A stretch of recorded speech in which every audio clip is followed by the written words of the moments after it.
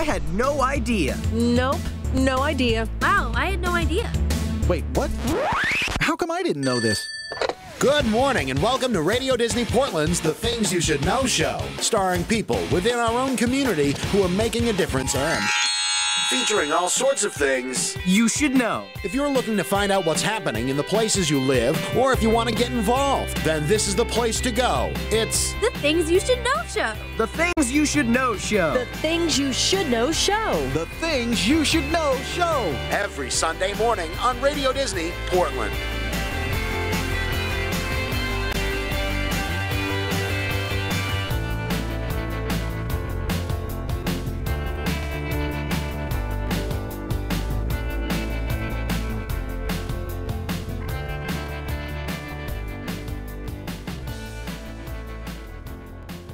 Well, hello everyone. I'm Megan, and I am very excited to have on our show today Charlie Wilson, who's in the studio today to talk to us about entrepreneurship and his brand new business, Cricket Flowers. So furthermore, I would like to introduce to you all Charlie Wilson. Hey Charlie, how's it going today? I'm doing great. How are you doing, Megan? Pretty good. So first off, why don't you tell us a little bit about yourself? Okay. My name is Charles Wilson, and I'm the co-founder of Cricket Flowers. And I don't know, have you heard of Cricket Flowers before? No, I hadn't before the other day. Okay. Well, that's good. We're a new company. We actually started about 6 months ago is when we launched. We have a couple different product lines out right now, but what we're doing is we're actually taking crickets, milled crickets, to create a nutritionally alternative to what your normal baking flour would be. So we use crickets with their protein content, their nutritional profile, to give you sort of a little bit of a boost to what you're normally baking with. So if you're making brownies or if you're making muffins, do you cook? Yes, I do. Okay, so Yeah. pretty much anything that you normally like to use a baking flour with, we're able to give you something that you can still bake with, but gives you a lot better nutrition than what you're currently using. So that's what Cricket Flowers is. We just use an alternative protein source to sort of add that to your diet and sort of give you a boost in what you're normally eating in your normal everyday life. Okay, interesting. So you started this business 6 months ago. What kind of made you decide to become an entrepreneur? Like, what brought you to that point? Well, I guess personally, like growing up, since we were kids, like my mom and dad always, they're like, oh, you want to start that? Of course, we'll help you, So I think that's sort of, some kids, like maybe it's just like all on their own, or maybe some people, their parents help them out a little bit. But my parents were so supportive on pretty much anything, whether it's selling like beaver sticks at one of my dad's fundraising competitions. He was like, they're working there. He's like talking with investors, and here I'm on the side selling beaver sticks to some of these investors. So a little interesting that way, that or like lemonade stands, or I ended up going into websites or all these different things. I think what allowed me to start is my dad had his own business. My mom started a few of her own businesses, and they're still doing that. And that's something that my brother and I have also done. And I mean, being an entrepreneur might not be for everyone, but it's something that I think they helped instill in us and give us sort of the room and freedom to experiment. So, Can I just ask, what are beaver sticks? oh, okay, yeah. So, well, we're at this conference, and it's for fundraising. He's a nonprofit fundraiser, so either for the Boy Scouts of America or for churches or universities. And so he'll be at these big conferences where they're either our donors or maybe it's other fundraisers, and it's just a national meeting. And so at this one location up in Canada, they took us, and I found all these sticks in the forest, and it might have been from a beaver dam. I don't know. But basically, I found these sticks that had, pretty cool marks in them, and it turned out to be from beaver's teeth. So Oh my gosh. while my dad was fundraising in the background, I guess I was personally fundraising and selling these beaver sticks for 25 cents. Oh my gosh, that is so funny. Yeah. So you'd say the kind of the passion to become an entrepreneur was from your parents. Would you say that they're your role models? For sure. Yeah. I think my mom and dad, we were all lucky. I have 4 brothers and sisters. So growing up, had a huge part in at least helping us on whatever we wanted to do. So my dad got his almost everything but his doctorate in music. And so from the age of 2, he actually sat down and taught us violin. For 6 years, you played violin, then you could choose whatever instrument you wanted. But I think it sort of started that way, where they on their own were entrepreneurs, but then they sort of just helped you discover what it is you want to do. And if you only do it for that month, you only did it for the month. But at least like they're there for the whole process. So same thing with my mom. She used to be a registered nurse, and then she ended up moving into like costume design. Did that for my sister's dance competitions for 10 years or something, and now she's actually a professional glass artist. So she's blowing Wow. in a couple, like, I think 10 or 20 different like art studios across the nation. So That's really cool. yeah. So what advice would you give to kids who are interested in becoming an entrepreneur?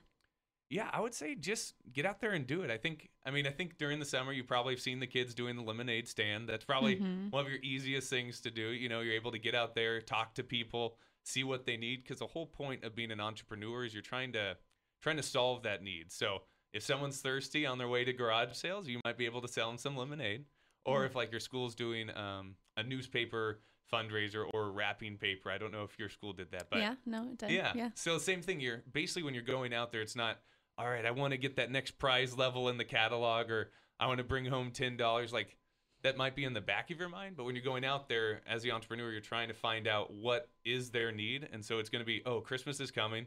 Oh, what are you going to wrap those presents in? Or you Yeah. decorating, we have something to fix. So when you're taking them, this idea or this product and you get turned away, it probably isn't even you. It's just your product didn't fit their need, or maybe you didn't make it sound like it fit their need. Because Yeah. once again, they might not know they have this problem. Oh, you don't have white Christmas paper?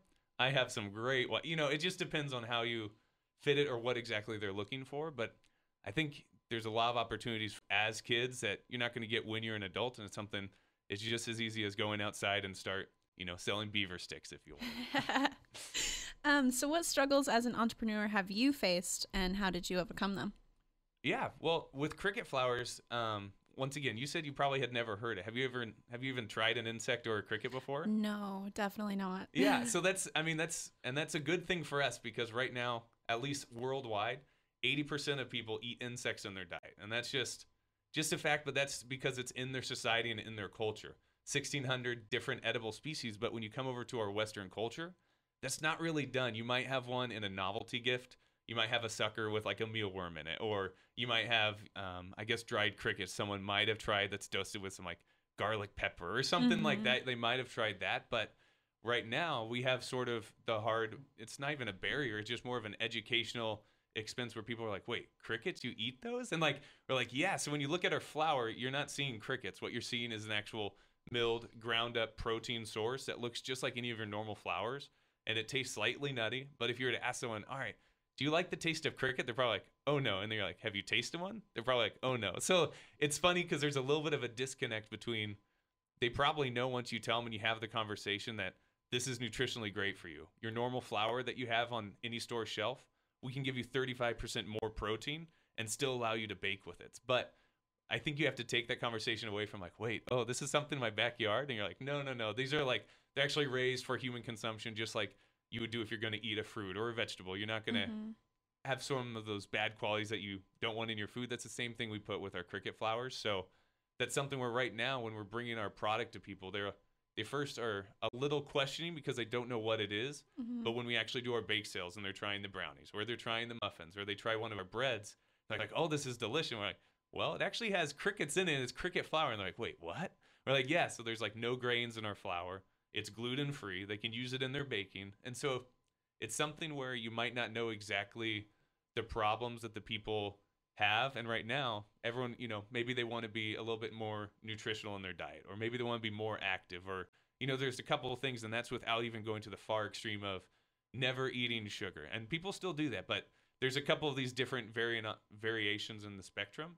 So I think what sort of a hardship we have is when we're coming to them, we're not having to make some radical choice or decision. We're basically telling them what you can do is implement this alternative flour and still get those huge benefits, something that your kid would still love to eat, because it's still going to taste like a brownie. It's still going to taste like a muffin, or you can even make the healthier things as well. But we're actually giving you something that's even better than what you're used to using. Oh, that's interesting. Yeah. So where did this idea come from to start this business? Yeah, so about 15 years ago, my mom was having some like medical problems, and they didn't know what it was. Like, oh, maybe it's like her blood, or they couldn't find it out, and it turned out that she had a gluten allergy. So for about 15 years, our family has been gluten-free, just, because my mom is, and because she's a phenomenal baker, we were gluten-free as well. And so from 15 years ago till today, we're still baking and cooking with gluten-free. But 5 years ago, my dad got tested. Turns out he is as well. And then like 2 or 3 years ago, my sister and my brothers and we got tested, and that's where Oh, that kind of makes sense. So whether it's just because it was out of our diet for so long, or what have you, it's basically we haven't had gluten in our diet. So once I actually found that out, I'm like, okay. So what's some alternatives? Because gluten's in a lot of stuff. So Yeah. that sort of was what started pointing me down the aisle. Was not only am I now cooking for myself, but I now have to find something that is sort of an alternative I can still use in different baking. And so I don't know if you watch Shark Tank at all. Yes, I love that show. Okay. Yes. Well, a few years back, there was a company called Chipotle on there. And Chipotle had a new protein bar, and their protein source, they have a couple other ones, but one of their main protein sources is cricket flour in these bars. So when I first saw that, I was like, wait, what? Like, I'd never Yeah. heard of this. How would you? And that's even before you even are looking at the protein content and how nutritional it is. There's also sustainability and environmental, and that's a big thing that Chipotle is big on, because once again, using crickets, there's 80% less methane than cattle, or just the protein proficiency that you have in them is huge, or just the amount of water that it takes to raise them. Like right now in California, if you're growing soy or crickets will actually use 1/200th of the water that soy takes to grow, or Wow. cattle, it uses 1/12 of the water, only 1/6 of the feed. So there's a lot of environmental and sustainability things on top of it that was sort of behind Chipotle's mission statement. And a lot of it actually came from a report that came out in 2013 from the FAO. So they pretty much did this huge report on the sustainability and the actual market of growing crickets in Thailand focus, but because of where the world's population is heading. So by 2050, excuse me, they're actually increasing the world's population up to 9 billion people. So what they are trying to find out is how are we actually going to feed 9 billion people with our current food sources. And that's where they need to find an alternative to what we're currently using. Cattle use some of the same agricultural land that we use for people, plus the stuff that you feed them actually might be competing with some sources of food for humans. So what they're trying to find out is how we're actually going to increase our food supply by 50% of what we have today to meet that 9 billion people requirement that we're going to hit in 2050. So I think between those two things, it's sort of almost like a perfect storm of this is a great opportunity. A company's using it in protein bars. What's sort of something wider that could be even adopted on a different scale? Because not everyone might want to have a protein bar. Maybe someone wants one for a snack in between, but what's something that we can sort of ease into the Western society? Most people probably bake, or they make cookies, like you said. So I think there's just a couple different ways that we can bring sort of a sustainable and nutritional new food source to the Western society. Wow. Jeez, it sounds like there's so many benefits. How do you go about educating, people about something they've never heard of or might have this preconceived notion of it? Yeah, so I mean, there's a lot of great videos. There's a lot of great TED Talks if you want to look on. So entomology, is a study of insects, but entomophagy is actually the eating of insects. So if you're going to go out there, there's like 2 or 3, probably even more, great videos and TED Talks on just entomophagy and the future of eating bugs. And that's just something just to even wrap your mind around it of why not eat bugs. And that's sort of when you take it from that standpoint, because in our Western culture, as I'm sure you know, like it's so easy to go out there and grab some fast food or go grab something that maybe might not be the healthiest for you. But if we look long term or look sort of the sustainability requirements, like it's not going to support itself if we do keep growing and keep using the same amount of resources. So once we actually take it away from, crickets, like the things that jump and you're like, no, look at the flour. Now look at the nutritional aspects and now look at the sustainability aspects. It almost doesn't even become a question in their mind because after they've tasted it, they already know all the other good parts. So it's not hard once you actually sit down to have that conversation, but there might be some people that will never want to try insects. And that's fine. And we definitely understand that. But there are people that are environmentally conscious or that do want to have a little bit of a nutrition boost in their diet. Maybe they don't want to go the far extreme, but yeah, if I'm already making a muffin, why not make it healthier and it's still going to taste great? Yeah, no, that totally makes sense. So what are some of the things that you enjoy making with the cricket flour? Okay. Yeah. So I would probably have to say muffins. At least growing up, Thanksgiving, that was sort of my go-to thing. Everyone had to make something for the Thanksgiving meal. Muffins are my go-to dish. My mom makes some great breads and stuff, so I've been having her making the breads, my sister, some great brownies. So we've been putting out some of the recipes on our website just because, we have great gluten-free recipes normally, but now we have those recipes with our cricket flour mix, so you can actually see how are you going to use this. And something that we did is we actually wanted to see, all right, if we took our flour, our Cricket flour, and used it 1-to-1 in some of these like normal recipes, how does it do? How does it stack up? So we actually got one of those Ghirardelli chocolate bars, like the 4 ounces semi-sweet chocolate. Very delicious just by itself. But we actually followed the recipe just like point for point using our Cricket flour, and the brownies were absolutely delicious. But we have some photos on the website if you want to see what it looks like, what it feels like. I mean, if you want to taste it, you can come find us too. But it's pretty good too. So I think that's my favorite is obviously the muffins. But my co-founder, Omar Ellis, anything with cinnamon in it, he probably had his hand in it. He's a big supporter of cinnamon in our food. So if you see something with cinnamon, you can thank Omar for that I one. love cinnamon. Yeah, see? You guys would be friends. Yes. So is this something that you can use it is something you use instead of flour completely? Yeah, so I guess the one hard part is when you think about Cricket flour, there's sort of two different things to think about. One is 100% Cricket flour, and that's something where it's perfectly fine to buy. You could buy it in cups or in pounds, and there's a couple people who are making it along with us, where basically you can use it's 100% crickets and add it to your normal baking mixes. So if you're going to make muffins and you use gluten or normal, King Arthur flour or something that way, you can add 2 tablespoons of 100% cricket flour, and it's not going to change your recipe, but it will give you that protein boost. We also have another product that's actually all-purpose baking flour. Okay. And that's one that you're able to actually use and substitute 1-for-1 for your normal flour. So that uses an assortment of like a proprietary blend of flours that is going to give you those baking requirements that you're looking for. So is it moist? Can it rise? Can it do all those things that you require of your baking mixes? We're able to give you in our blend of our Cricket flour. Oh, wow. Yeah. That's so really there's cool. so there's sort of 2 different ways you can go about it. Either way is totally fine, but we found people who maybe had never cooked with like gluten-free flours before. Okay, well that's perfect. We'll give you the perfect ratio that you can use and just use it cup for cup like you would normally, and you're good to go. There's other people that might have, I have like this perfect recipe blend, or maybe they still want to have gluten and they just want the added protein. Perfect. Use our 100% Cricket flour. You can use some tablespoons and enhance what you're already making. Not only taste delicious, which hopefully all your recipes do, but now it's going to give you a little bit of a better nutritional profile. Okay. And like my wheels are turning of like things I could cook, like pizza dough, like make some pizza. Have you ever made pizza? No, we haven't done that one yet. I just found a great recipe for it, and then we have a great cookie recipe we're trying, and then also my mom we call it Suzette's baguettes. She makes some great bread, so that's sort of our next realm of testing. But we have a couple people who are submitting recipes in it to how they're actually using our baking flour, and that's going to be up on our website. Oh, cool. Yeah. So I heard that you guys recently won the grand prize at an accelerator competition in Portland. Tell me a little bit about that.